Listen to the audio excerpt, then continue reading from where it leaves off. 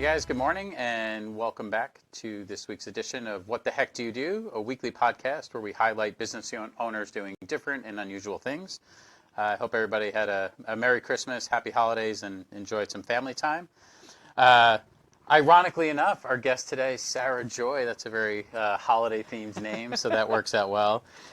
So super excited to get talking to Sarah. This week's episode is brought to you by Top Shelf Consulting, along with Rich Rhodes with New York Life. If you're interested in coming on the show or becoming a weekly sponsor, you can reach out to me at rich.rhodes@gmail.com, and we will get you all set up. So without further ado, ladies and gentlemen, Sarah Joy with Top Shelf Consulting.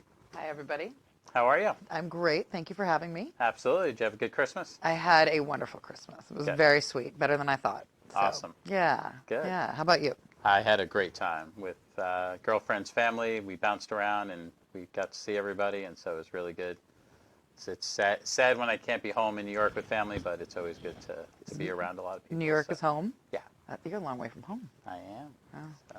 Well, very good. Yeah. Girlfriend's family's good. Yes, they are wonderful. So, I can't wait to dig into what you've got going on. You definitely are taking a unique approach, and that's kind of exactly where this show came from. In my time, so Sarah and I met at Ignite U, a local networking group in Lakewood, and how you're approaching business is unique and different from what you would traditionally expect, and those are the exact people that I love to sit in this chair and find out more. Fabulous. So, yeah. I love it. So without further ado, why don't you tell everybody what the heck do you do? What the heck do I do? Well, I am a business consultant, and I've been doing that for about the last decade. I started off very small, micro mom and pops, where they would be maybe a winemaker, that was a big one, different food people, little retail boutique kind of things, and worked my way up to bigger and bigger clients. And so my vein is strategic planning, marketing planning, and business analysis type services, including Six Sigma process management. So what I did, though, what is exciting and unique these days is that I have written a strategic planning workbook for small businesses and sole proprietors. And so it's yet another way, a tool to help businesses succeed, get their planning going, get themselves dialed in, and actually achieve the goals that they're looking for. So. Awesome. That's a great summary. And as a former Lean Six Sigma professional, I certainly appreciate that. I love it. That approach. So, yeah. So we'll talk a little bit about Sarah's business in terms of the broader, maybe more well-known process of having a consultant come in and help you. But yeah, so strategic planning for small businesses and sole proprietors. Yes. So what we're going to do is we're going to spend a lot of time diving in and really understanding where this idea came from and how it works to help get that word out. Fantastic. So how did this book come about? So I had been consulting for about a decade, and I've seen tons of businesses, and I saw the same problem kind of recurring over and over again. And part of it is that most people that are small business owners, they aren't necessarily a strategic planner. They aren't necessarily somebody with Six Sigma experience or process experience. And for a lot of people, that's like not the easy part. Right. And so that would be the frustration. They knew what they wanted. They were good at their craft. They should have been doing better. But because they didn't really have that process aligned, they were missing their mark. Their margins were low. They were wasting money on things they didn't need. Okay. And so I had this idea kind of brewing in the back of my head. And when I would consult with people, I would talk in this vein with them. I'd sort of put them through a process that was like this. And finally, I got a contract with the Puyallup-Sumner Chamber last year, 2017, 2018. And I got to put together a Business 101 course for small businesses. That was our main constituency there. So it was perfectly timed. It was fantastic. And I went, I'll put this process together for my class. Sure. Because I had a different class every month, and I got to teach one about strategic planning. I was like, oh, this is amazing. So I put this together, lined it all out, put together the PowerPoint, and taught the people. And I noticed that even as I was teaching them, I had a ton of questions, and I had a lot of interest in the class, but I still needed to do more to convey it to them. So probably a couple months later, I realized I could put it together in a book. And then I thought about it a little further, and I went, I could make a workbook. Right. And just like from your school days, when you'd get a math workbook and you'd have to work through the problems, but that would really help students get the math, I was like, okay, I'll put together that for businesses. Okay. So that is exactly what this is. This is a cut and dried, no nonsense, down to the most important details workbook for businesses. Okay. For making their strategic For plan. making their strategic plan. So to know what they're doing, how they're going to do it, what it's going to cost, and Yes. the expected results. That's exactly right. Okay. Cool. So talk through it. So somebody goes onto the website, they purchase the book, and then it's a do-it-yourself kind of experience? This is a do-it-yourself kind of experience, absolutely. If you would need more help, then you would get outside of this, but it's great to start here.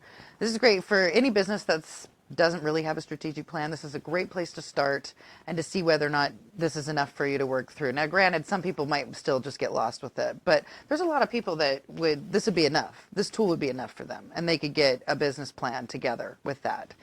So I do want to differentiate, though, the full business plan isn't where you start. You start with the strategic plan. This isn't, when you get done with this is not what you'd take to the bank, per se. Okay. This is where you would be working on how you wanted your business to go. So this is where you make the mistakes. This is where you work out your details. This is where you figure yourself out from confusion and chaos to something lined out. Okay, so this is a high-level strategic plan, and there's still maybe some more tactical planning that goes on. More numbers. If you have, Okay. if you're going to actually go for funding, if you're looking to go to a bank, there's another step after this. Okay. This will not solve every problem, but if that's not what your concern is, or if you don't have anything together and that's where you want to go, this is where you need to start. You need to know what your initiatives are, and you need to know why they're going to work, and you need to have an order to those initiatives. Order's a key player. Okay. Yeah, so I've seen that too, where, right, you have, all of a sudden you have 15, 20, 30 things you want to do. If you don't have those prioritized, I've heard the expression, if everything's a priority, nothing's a priority, right? There's absolutely. So you absolutely. can want to brand your company and start a second branch and do all these things, but yeah, if you don't have those ordered by then you're all importance, over. Then you're okay. all over. And I've seen people too. I've seen people do things where they get all the way through some of what they thought were really important initiatives, but they didn't really think it through in terms of order. So then they have to undo something to go do something over here. And so it's better to have a little bit of forethought in there and to say, gosh, if I do this first, it'll have a trickle-down effect. So that this will be easier and this will fall into place and this will just be free because I did this one thing first, rather than I was chaotic and I didn't think about it, and so I did this over here and Makes sense. charged too much, and now I have to go back and undo it. So. Yeah. No, that makes perfect sense, right? If you've got a bunch of stuff in your living room that you need to put away, and you vacuum first, then you put everything away, You're vacuuming then you have to again. vacuum again, That's right? right. Versus had you put the stuff away first. So I agree. Yeah, that makes a ton of sense. That Cool. order is important. So maybe dive a little more into the book. Maybe help us understand what some of the exercises are in there. Help people visualize Absolutely. kind of what are they in for. So the book is very affordable. It's a $29.95, and you can have the print version. The digital version is $24.95, but then you don't get the worksheets to write on. And so some people find writing more fun. Some people don't. Yeah. So it's sort of up to you, but if you want it, you can pay the $29.95 and get the paper. So, and right here, can we see this? This is the list of the different things that you're going to go through, the exercises. And the book is laid out so that each chapter has a corresponding exercise. So you read a couple pages in the chapter, again, no fluff, so it's a quick read, and it gives an example, and then you go and you do your own at the back of the workbook in the worksheets section right here. So we do mission, we do business model, we do budget, and it goes then from there. The first part of the book, it's sort of separated out into two parts. So in part one, you're going to lay a foundation. It's the framework. So it's what's already going on with the business. You pull together, if you don't have a mission, you're going to write a mission. But if you have one and it's working, you're going to just make sure that it's crisp and put that in. You're going to talk about the business model. That's how you're doing business. That's another 40,000-foot view. So do we outsource certain things? Do we have employees? Where do we market? These sorts of things. You kind of dial that in, and you dial in the money, and you look at the current state of the market with your competition, with the rest of other people, who you're up against. Okay. Then in part 2, you go fully into goals and the plan and the strategy. So that's when you take all that information that you've put together for your foundation, and you take it and then you say, okay, now where do we want to be? Okay. What are our KPIs? And are those 1-year goals, 1, 3, 5-year goals? What are we? I suggest planning once a year. Okay. It's that, at least that can be very helpful, especially when you've got a lot going on, when you have really serious goals, when you've not achieved them to this point. Planning once a year is really healthy. But some people like to plan out 3 and 5 years in advance. I'm working with somebody right now as a private consulting, and he has a 5-year plan, because right now what he wants is not achievable in 1 year. So we Okay. have the 1-year goals, the 3-year goals, and the 5-year goals. Gotcha. And so you could do that any way that made sense to your business. Gotcha. So if your long-term vision is to be a $20 million company, you don't just do that in You're a probably year, not going to right? do that in a year, Unless unless you're already at making 18. Right, yeah. Exactly, Okay. yeah. Gotcha. So you look at that in the 2 different veins. If your long-term goal is huge like that, and there's just really no way to achieve it in the next year, but you know that you need to take the steps, you can line that out. You can line out 20 years of that if you felt like it. Right. It's a lot, but you could do that. But yes, planning once a year is smart. Okay. Keep going. Keep going. Sorry. So- So we're making our 1-year goals, So and we're then making the 1-year goals. KPIs, which are key performance indicators. That's correct. And I make people, well, I can't make you, it's a book, but I tell people to make measurable metric goals. Do not just be ambiguous with yourself. Don't just Right. say, I want to make more money. Yeah, of course we all do. But how much money? How much did you make last year? What is realistic for your company to make? What is a realistic goal based on the market, based on other industry standards Right. that match your business, and to set yourself up with really good goals. So the book, I use an example in the book, and the book example is Company G. Company G is not a real company, but it was a group of examples from my past, from the different consulting that I've done. Okay. And so Company G, we have a little paradigm for them, and throughout the book, in each chapter, I show you what Company G would do. Gotcha. So Okay. for instance, in this case, you can see Company G's goals are here. Mm-hmm. And if you look closely, it talks about very measurable metrics. This year we made $600,000. Next year we want to make $800,000. We want to raise the margin by a couple percent. Gotcha. We want to clean up waste. We clean up waste by $10,000, $20,000 in here. We add more names to our email list, our sales list, by a certain amount. By not just a random number. I don't just want to grow it. I want to grow it by Right. a certain amount. Something you can measure at the end of the year and Absolutely. say, did we get there? How close did we get? Absolutely. Okay, that makes Absolutely. sense. Being very specific with yourself. So, and from the goals, after that, we move into the strategies and initiatives. And there's a difference between a strategy and an initiative. So when I line that out too, I had a really amazing designer who helped me line this all out in color and etc. It may be hard to see. It is actually laid out very nicely. It's very clean. It's crisp. It looks engaging on paper. It makes you want to dive in and Yep. really get into it. So Harmony Graphic and Web Design. They did that.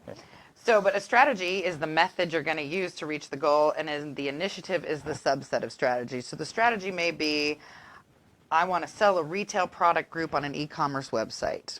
Okay, that's what the strategy is. We're going to sell e-commerce. Okay. But the initiative is, I've got to set up an e-commerce website. Then I got to figure out what product I'm going to sell. Mm-hmm. Then I got to figure out how I'm going to market it. So your initiatives are your steps. okay. So, and that's really important too, to make sure you differentiate that, because if you say, well, I'm going to sell something, great, but you still have steps, you still have things you have to go through to make that happen. Of course. And again, that's where people get lost. Yeah. So they'll say, I'm going to do this. Okay, how? Right. When I would go to consult with businesses, I would always, well, how? You get the kind of deer in the headlights look when he'd ask that question too. It'd be like, oh, how? Oh, right, how? Yeah. Right. Tell yourself how. Right. Yeah, I mean, I know for me, like, I'm fortunate. I spent, 10, 15 years in a Fortune 50 company, so this higher level work was done, and by the time you got your assignments, you were already at the tactical level to some extent, Absolutely. right? Like, somebody thought about all this stuff. But yeah, if you're a small business owner who, like you said, is really good at something, you're good at photography, you're good at woodwork, you're good at, plumbing, or whatever it is, that's what you're good at. not most entrepreneurs, unless they came from a corporate environment, didn't get the high level strategic. I mean, maybe you took some business management classes in college and stuff, but so I love that this is providing that business owner aspect. If you're a tradesperson, you're good at your craft. This is the stuff you need to. Yeah, this is the other things that you have to do. Successful business owner, because it's not enough to just be good at it. It's right? not. No, I knew this guy that was an amazing winemaker. He just closed. So sad. Mm-hmm. It was amazing wine, some of the best. Mm-hmm. You know, I'm a connoisseur. I love good wine, and he was phenomenal at it. But we did an e-commerce website for him, and he called me afterward, and he goes, "Sarah, I'm not selling any wine." And I said, "Well, did you market it?" "Oh, I have to do that?"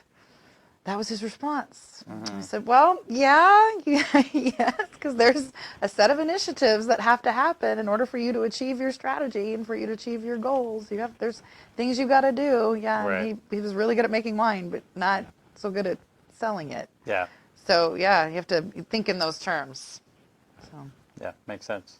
All right, keep going. keep going. Okay.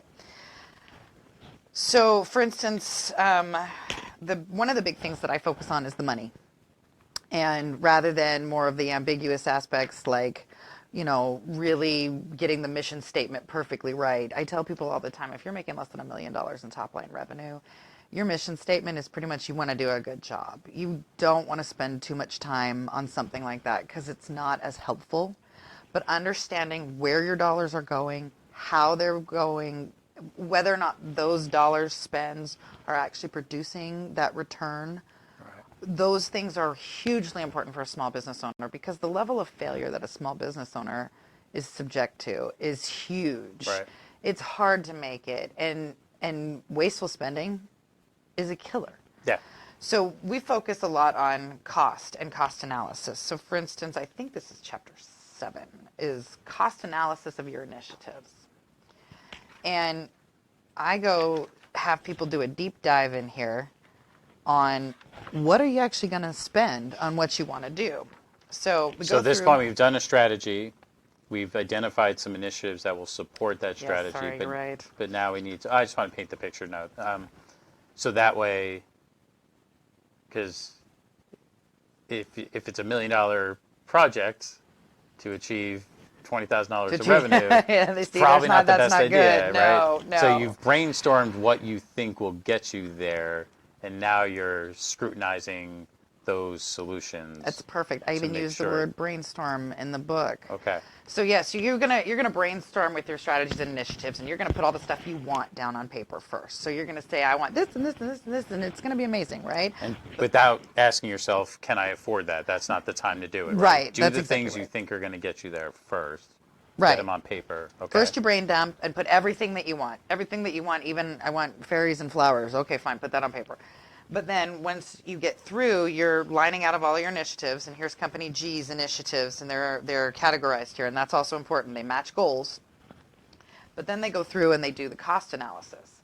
So then they're going to take those things, and here is a little chart that kind of gives you some mental framework, like, why should I analyze this way, or should I analyze it that way? Should I decide how much I'm going to spend first and then find things to do within that vein, or should I let the market dictate that to me? If it's external, like if it's a license that I have to go buy, the market tells me what I have to pay. Right. But if it's something like an improvement within my own business, or like structurally, like I'm going to do some construction project, you can say I'm not going to spend more than $20,000. Gotcha. So there's a couple different ways to analyze costs, and that's laid out in here. And so what are those 4 that are there? I think that's kind of useful. So first you're going to look for cost-free. You're going to look for your cheap, low, simple things. I always tell people, like, if you haven't cleaned your warehouse, go clean your warehouse before you go start ordering new things. Right. Go make some space in there, maybe even sell some old equipment or product, or whatever. Get stuff dialed in first so that you don't waste a bunch of money. Right. Or maybe move stuff around to That's simplify your layout, make it more efficient. Make right? it more efficient, exactly. Okay. Because when you do that, you will find money you did not know existed just Sure. in time. Right. So, and then you write in your initiatives that can be estimated based on your current budget. You're going to figure out initiatives to assign a budget limit to, and then you will identify the things that are going to need some serious research. Those are the hardest ones. Right. When you're saying, I'm going to start doing events, and I've never done events before, but I'm going to go and I'm going to take a booth or take the stuff to make a booth and go to trade shows or whatever, then you got to start calling up the different people. So you can't even estimate a number until you do some of that research. That's right. That's right. So it would be a foolish effort to say, oh, I'm going to do $5,000 for an event and find out that events are $50,000, right, or whatever. Yeah, exactly. Okay. So, and that's definitely where you'll find, as if you're doing this process, you'll, as a business owner, realize, gosh, I'm not even going to do the research on X because I'm already bored of it and I don't think it's going to work, and it's starting off as too much money, and let's just go ahead and take that off my initiative list. And so this is where you kind of clean house with your initiatives. Gotcha. And so as you lay them out and you figure out what they are and what they're going to cost you, you can then eliminate things that are just, they're not going to be helpful, they're not going to be worth it, it's too much to do in a year, whatever. You can put it off. You can get your list dialed in better. Then from here, you're going to organize this list in that order that we were talking about. So you get the numbers first, and then we move into the framework where you actually put things into order. And in the book, I go through a bad order and a good order, and we talk about why those two things are bad and good, why one's not helpful and one is helpful. Okay. So, and I'm intrigued. And again, it goes back to what we were talking about with doing things, vacuuming the room, and then moving a bunch of stuff and having to go back and vacuum again. Right. You know, this initially, and I even tease people in the book a little because one of them is audit finances on my list here, and it's way too far down the list. You don't ever audit finances at the end. You always do that at the beginning. Gotcha. So we talk about that whole putting the things in order, and hopefully there's enough information in here so that most people could read it and go, oh, I get it. Okay. I understand what order I should be doing. And that's why there's a bad and a good. And again, talking through, which is the next couple of pages, you just talk through why those choices got made. Gotcha. Okay. Awesome. And then from there, we move into putting it all into a schedule. And by the time you're putting it all into a schedule, you're almost done. Yeah. You're really almost done. You're just and you're now just like, how am I going to get this done? Where am I putting this? Is it March or is it June? You know, that sort of thing. Gotcha. Okay. But by then you're pretty structured. Nice. So, yeah, so simple, basic, straight to the point. I'll even show people the schedule here. So we've got a list of quarters for this. They just did things in quarters. You could do it in quarters or you can do it in months. It kind of just depends on how you run your business. Some people like quarters because it's just sort of relaxed. They know that in 3 months' time, they sort of have these things they got to get finished. Wait till the end of March and then panic for 2 weeks and get it all done. Yeah, understood. Yeah, sure. Yeah, the procrastinators know exactly where the line is. It's perfect. Right. So. Okay. So you could get as detailed as monthly or weekly with some of the tactical stuff if you wanted to, or you just say, hey, we have a goal, get this done by the end of the quarter, and then as you manage the quarter, you find time to do these things. Absolutely. Absolutely. And sometimes, life happens. So some people are afraid of the plan because the plan then makes them commit and cement to things. Sure. Which is a lie because there's nobody holding the gun to your head but you, unless, again, it's like buying a license that the state mandates or something. So you write this with an intention of, we're going to aim for this, we're going to do this. But, you can also get done early. Or you could be a little late. You might have to maneuver things. You may have to course correct. And I have a chapter just on course correction in the end of the book that talks about, well, what happens if life happens? Right. How do you know? What happens if my initiative doesn't seem like it's working? Okay, yeah. So when do you pull the plug versus, no, I committed to this? Exactly. Okay. Yep. So do not fear the schedule, people. Do not fear the plan. Understand that the plan is yours to maneuver. That's why I talk about the business plan and the strategic plan being a little different. Okay. Because when I put a business plan together, I'm handing it to somebody else, like a bank or an investor, and I'm saying, I would like you to see the snapshot of my company and see the potential, and here's where we're at today and what the potential is from this moment today. But when you're doing a strategic plan, this is about how you are running your business for real.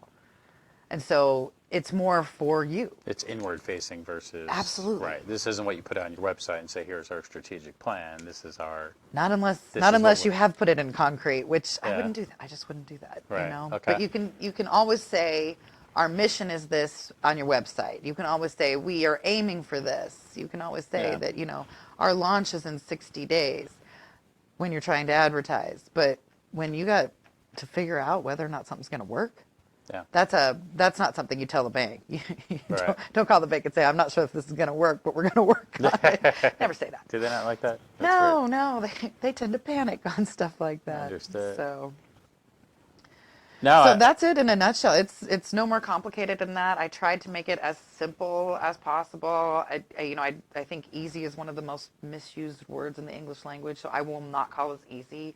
I will just call it very straightforward.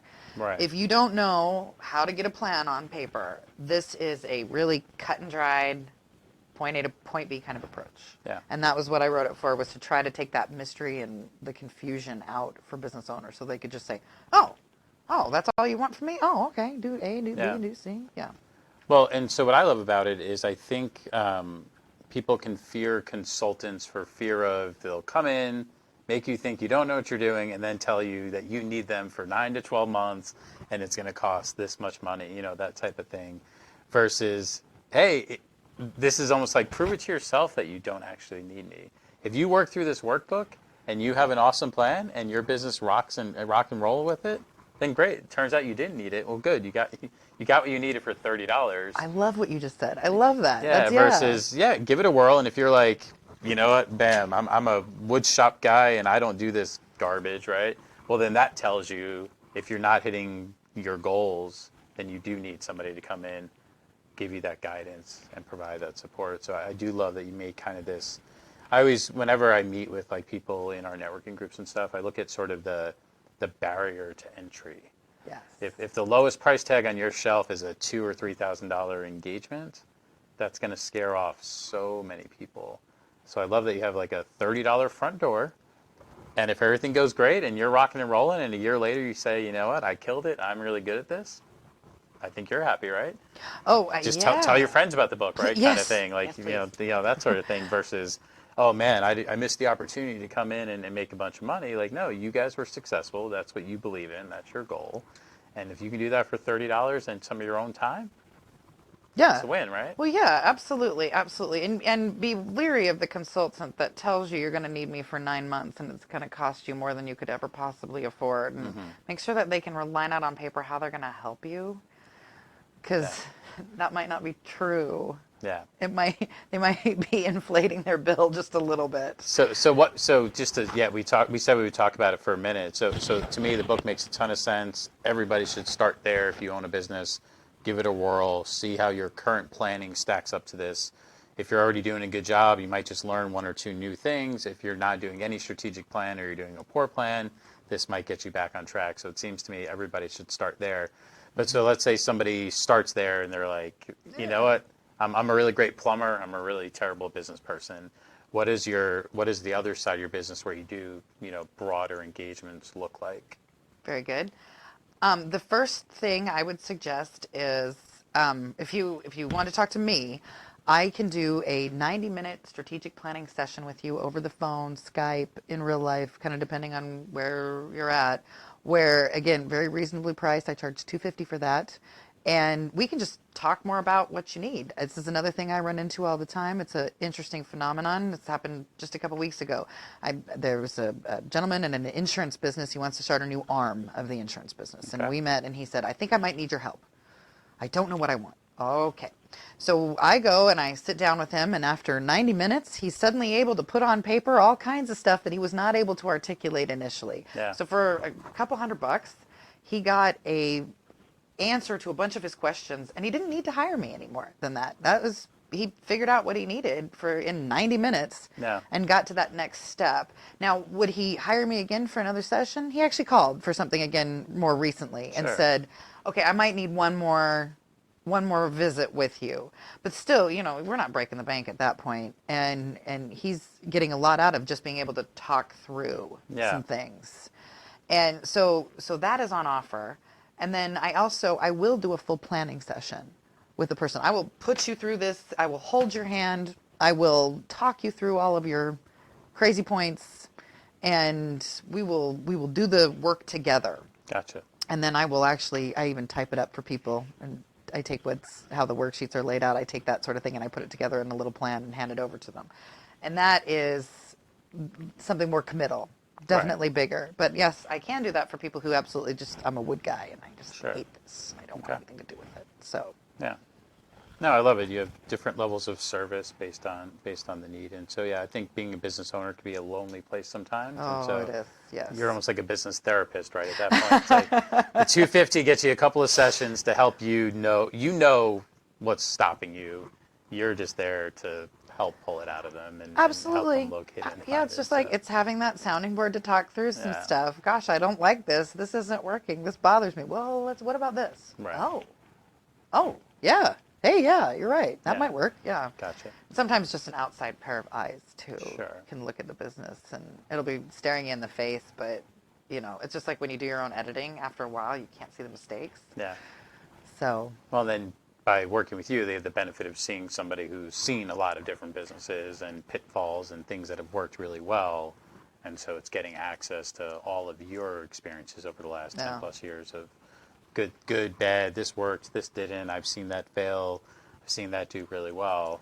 So they're getting that as well, just that not just a logical mind of a sounding board, but somebody who actually has experience seeing different things to help them refine their process. Yes, and variable industries, a bunch of different places, a lot of different types of things. It wasn't just wine, although I do love wine, but it was retail, solar, e-commerce, industry, manufacturing, automotive. I've been around a lot of different places, so I've seen a lot of different types of failure. Gotcha. Awesome. And failure is good. Failure is good. Failure is one step you don't before fail, success. You don't learn. Absolutely. That's right. Yep. That's right. Awesome. Thank you so much. So if someone wants to reach out to you, I know your information's been scrolling, but do you have a preference for how they reach out and contact you, whether that's phone, email? Is there a form on the website? What's the best way to... There's a form on the website if you want to schedule. I do quick 15-minute consultant or just check-in sessions, so you can call me up and say, I don't know whether or not I even want to hire you, and we can just talk about your problem for a minute. Okay. And you can also book a 90-minute session with me online. And then if it's something greater than that, you're probably going to want to get me, on the phone, and we'll get a real session booked. Gotcha. Which you can just send me an email from the website, contact me there. Cool. So perfect. Cool. Well, thank you so much. Yeah, thank you. Appreciate you coming in, especially day after Christmas. Oh, it's. I'm a business owner. I'm always working. Always working. You know how it is. Yeah. So no, this was super awesome, super helpful. I think this is a great idea for really anybody, and I don't know if we did this on purpose, but the timing is perfect. Because if anybody's thinking about strategic planning, it's probably in the first couple weeks of January. It's right now. So get the book, get the workbook, so that way you've got an aid as you do your strategic planning, and then you'll figure out what additional help you might need. That's it. Excellent. Well, thank you very much. Thank you. Absolutely. And thank you guys, as always, for tuning in. We appreciate you. Next week, we're going to have Brandon Gilbertson with Redline Recreational Vehicles. And so we'll get a chance to learn more about what he's doing. But thank you again for tuning in. Have a great rest of your week, great holiday, Happy New Year, and keep chasing your dreams. Thanks.